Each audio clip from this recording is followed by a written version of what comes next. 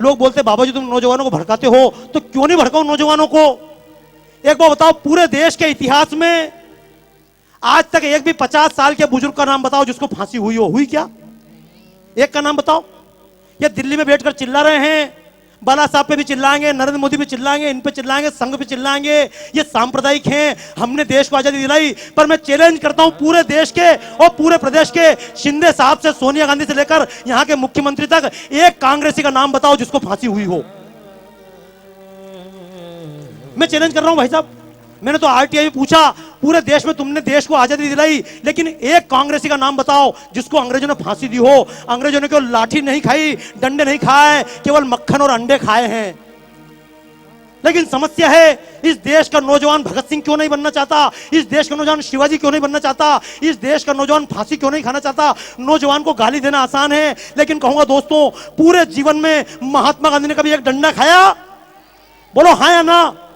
नहीं खाया। जिन्होंने पूरे जीवन में डंडा नहीं खाया, उनके नाम से हमने 1 से लेकर 1000 तक के नोट चलाए, लेकिन जिस भगत सिंह ने फांसी खाई उसके नाम से हमने 100 का नोट का चित्र नहीं छापा।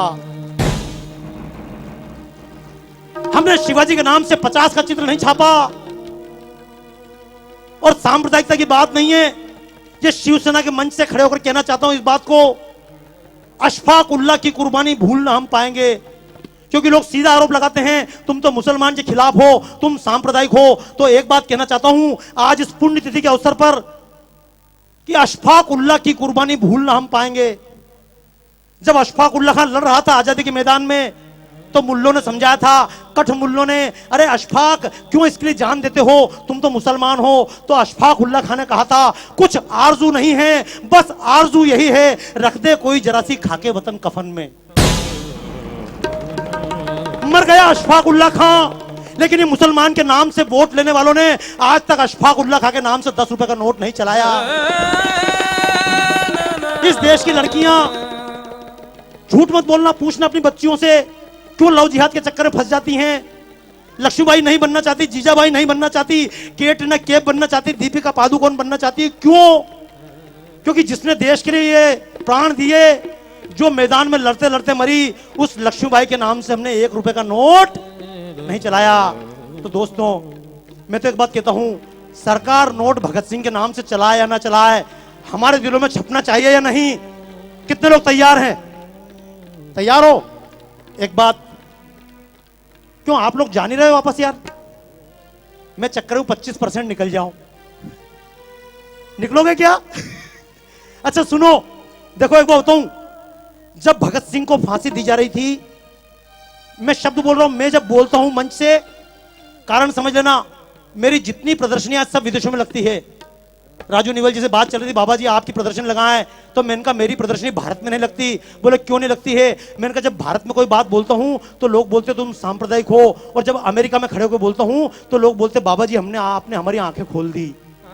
तो कारण समझना दोस्तों, जब महात्मा गांधी ने लॉर्ड इरविन से बातचीत की थी, समझौता हुआ था, तो लोगों ने कहा था महात्मा जी, भगत सिंह ने किसी की जान नहीं ली है, संसद भवन के कोने में बम फेंका है, किसी व्यक्ति पर नहीं फेंका। आप भगत सिंह की माफी के लिए बात करो, शर्त रखो, भगत सिंह को माफ करो। तो महात्मा गांधी ने कहा था, ये भगत सिंह, ये अशफाक उल्लाह खां, ये क्रांतिकारी, ये चंद्रशेखर आजाद, ये क्रांतिकारी आतंकवादी हैं। तो मैं भी एक बात कहना चाहता हूं, अगर भगत सिंह आतंकवादी थे तो मैं भी आतंकवादी हूं। और ऐसे आतंकवादी देश के कोने कोने में पैदा करना चाहता हूं। क्यों? अगर भगत सिंह की तरह आतंकवादी देश में पैदा हो जाएं, तो अफजल और कसाब जैसे आतंकवादी दिखाई, तो बोलो देश के नाम पे आतंकवादी बनना चाहते हो? अभी तक लोग मजहब के नाम पे आतंकवादी बने, जातियों के नाम पर आतंकवादी बने। हालांकि आतंक का मतलब यह नहीं कि बम लेकर निकल जाना, मारोगे किसको मारोगे? देशवासी को मारोगे क्या? लेकिन कम से कम और किसी को मारो मत मारो, अपने स्वार्थ को मार लेना। जब कभी वोट देने जाओ तो जाति देखकर वोट मत देना।